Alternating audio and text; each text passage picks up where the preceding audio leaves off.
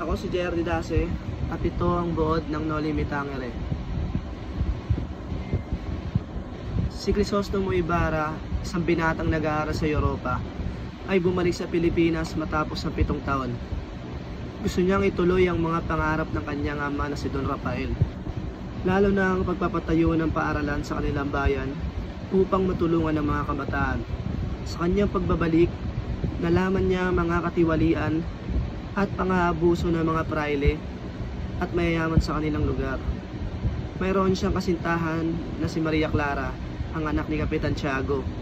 Si Maria Clara ay iniidolo sa bayan dahil sa kanyang kagandahan at pagiging masunurin. Pero sa likod nito, pinilit siyang sumunod sa kagustuhan ng mga praile, partikular ni Padre Damaso.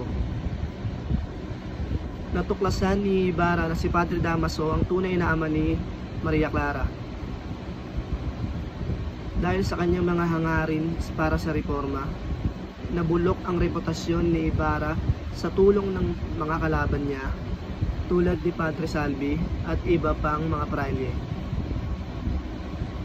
Niratangan siyang kalaban ng gobyerno kaya't napilitan siyang tumakas.